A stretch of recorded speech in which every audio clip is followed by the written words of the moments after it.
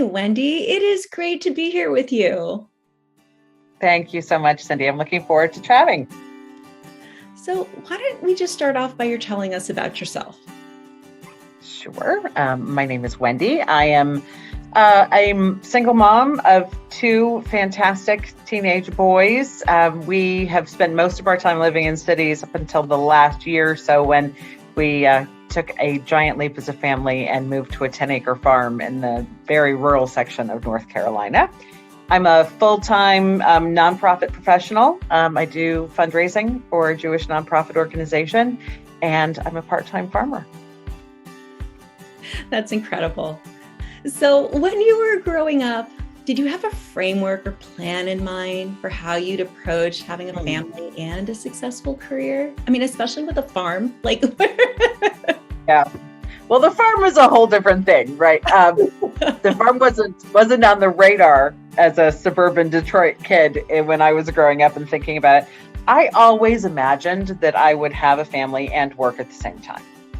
I have always found a lot of gratification in working and started working when I was a young teenager. And I liked having control of my own money. I liked the freedom that brought. And so I was never one that thought, okay, I'm going to have children and stay home for a period of time or stay home and raise them for as long as they were in the house. I always imagined doing some kind of work while having kids. I wanted a huge family. I wanted 5 or 6 children. That is not the reality in the end for us, for me. I certainly never expected to be a single mom from the moment that I knew I was pregnant. That was not the original plan, but in so many ways, I'm so grateful for the opportunity to have raised these 2 young men on my own. But yeah, I always wanted to do both. I always knew I could do both, having kids and being able to work. What have you learned from trying to balance work and parenting? And what's the best advice? Yeah, right, balance, right? And what's the best advice for other working moms? There's no such thing as balance. The whole concept to me of a work-life balance leads one to believe that somewhere there's a midpoint, right? Somewhere there's that fulcrum that says, I am perfectly in balance here. And I don't think that's possible. I tend to look at parenting and working more as a wave. It ebbs and flows. Some days you need to have more attention, more energy, more thought and care into being the mom. And that means I may not do the same kinds of work things that day. It doesn't mean I'm not working 9 to 5, but I may not be at my absolute best that day. And other days, the pendulum swings the other way, right? The wave goes the other direction, and work may get more of my time and energy and effort than my boys do. So I think it puts far too much pressure on women to think that they have to come to this perfect balance moment. That if you're 1 degree off one way or the other, the whole thing flips. It's just not. I don't think it's possible.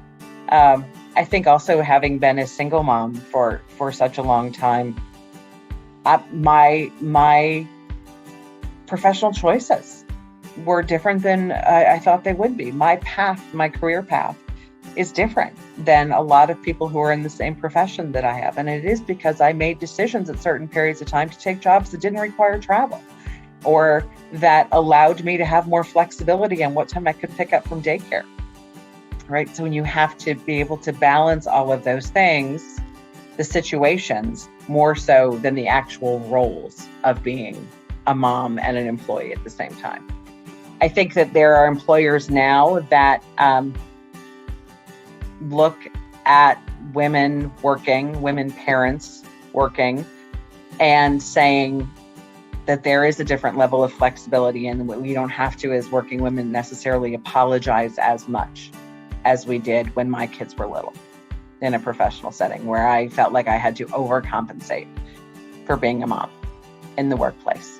And I think some of that is shifted, but certainly not as much as I wish it would. Wendy, would you tell me what advice you have for single moms specifically? Sure. A couple of things. It's really important to think about whatever the benefit structure is for your employers. Ask questions around supports specifically for single parents.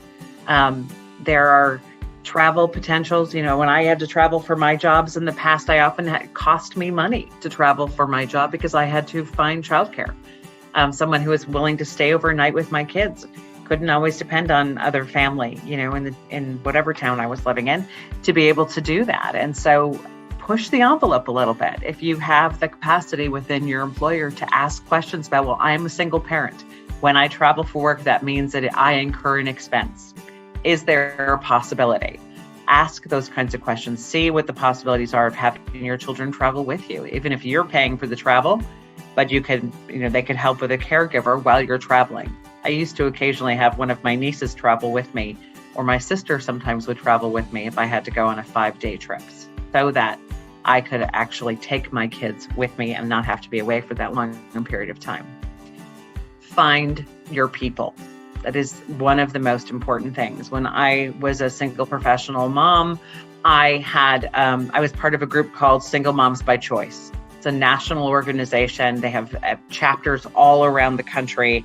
And I really quickly connected with other moms who were single moms by choice, raising kids on their own. And we traded supports and stories and help and job references. And, here's how I'm navigating back to school, half days, and working. And we would support each other. If so-and-so's kids needed to be picked up and they were at a work event, we would, find ways of making that work. And literally these women saved my lives more than once in the first 3 and 4 years of my elder son's life in particular, where I was trying to navigate working and being a mom for the first time. Lastly, cut yourself a whole lot of grace. Understand that laundry is not always going to get done. If you've got a work report to do on the same night after your child goes to bed, it is perfectly fine to sit on your kitchen counter when your child is next to you eating in a high chair and be able to eat cereal out of the box if you need to for dinner that night. You don't have to impress anybody. You don't have to have a conversation around how your day was. You are just going to be able to be present sometimes, and that is the best thing that you can do. Take Zoom calls in your pajamas from the waist down if you need to. Do whatever it is that will get you through that day, and understand that the next day is going to be different. Is there anything you wish you had known earlier on that would make things easier, better? To cut myself some slack.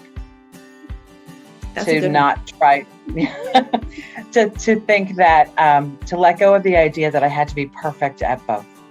That I had to be perfect all the time at being an employee and a working person and a colleague and a mother and a daughter and a friend and all of those different roles, that there was no way to achieve the level of perfection that I thought I needed to have.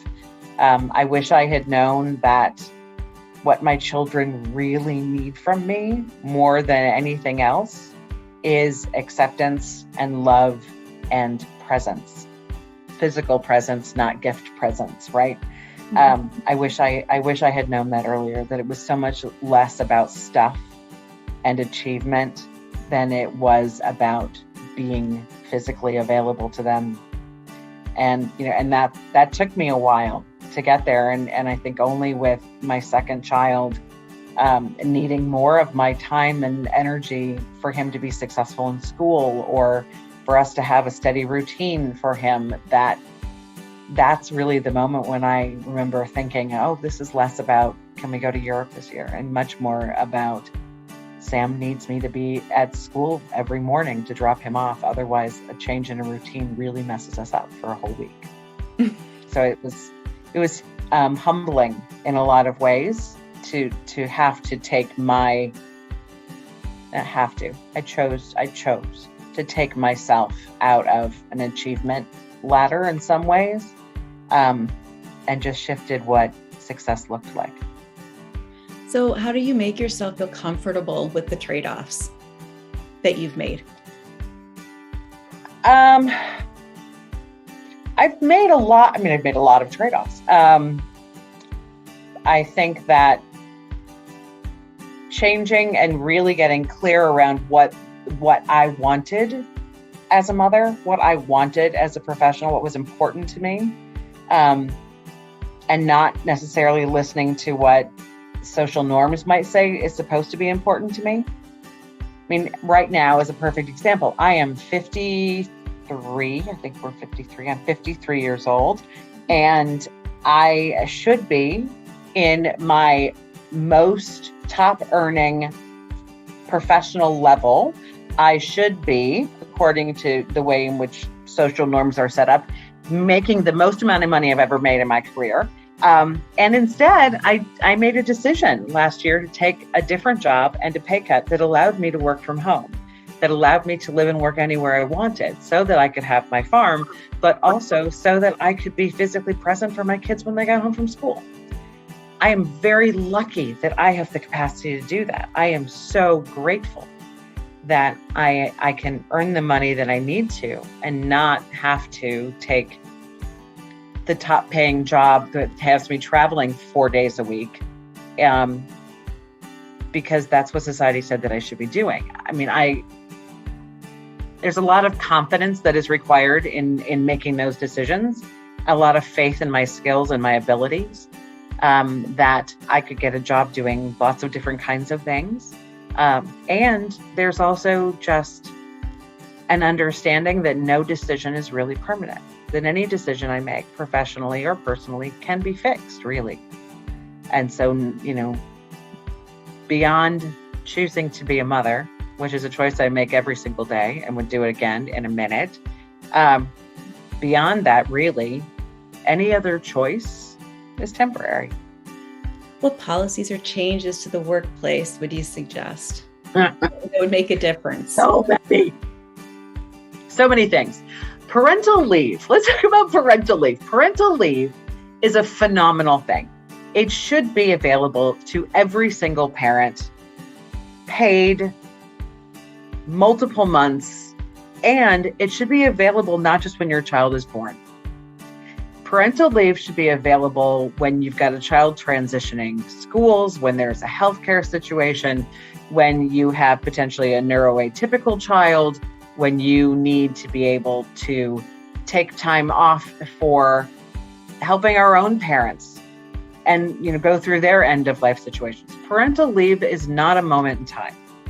And I think that is something that should become more readily available to people. There should be opportunities to parent for an extended period of time outside of the first 6 weeks of someone's life or 12 weeks of someone's life. I often find myself now in a position where I am managing or mentoring young people who are having their first children while working, especially young women. And I have often said, it's like, yes, babies need us. Babies need us physically and emotionally and all of those things. Because to be honest, that period of time is not about we as women being able to recover from giving birth or from adopting. It's not really about us. It really is about trying to change our lives in a way that is accommodating new people in our families and coming, into our worlds. Very few women get to actually rest during, and recover when they're actually home for parental leave. That baby is taking up 24/7, right? Our older children need us in a different way, but it is still emotionally taxing. It is emotionally involved. It is often financially involved. It is personally involved in a very different way at different times in their lives. And I wish we had the capacity from a policy perspective to have parental leave more than just once. So I think that's one thing. I am a mother of a child that I gave birth to. I'm a mother of a child that I adopted. When I adopted my younger son, I was blessed to be able to adopt him at birth. I was there the moment he was born. I was the person that held him in the hospital and brought him home. And that's an incredible thing. And there are many, many people that adopt older children and children at different times of their life. Adoption should be able to have the same kind of parental leave as people that are giving birth. That is not a standard across all organizations and all companies, and it really should be. It really should be, as we are looking at how many children are in the foster care system right now, that if I were deciding to raise a child from the foster care system, I should be able to have some time of parental leave to get that child acclimated to our household. So there are so many different ways to create family. And for women who are working, who are still those that are predominantly providing childcare, predominantly caring for children, even when they are in school, we are the ones running the households most of the time. There should be opportunities for support regardless of how one is creating a family. You're amazing. Thank you so much for taking the time to chat. I'm really happy to do it. I'm glad you're doing this project. Women need to be able to find supports as professionals in so many different ways, and wherever that support comes from is important, whether it's digital or in person.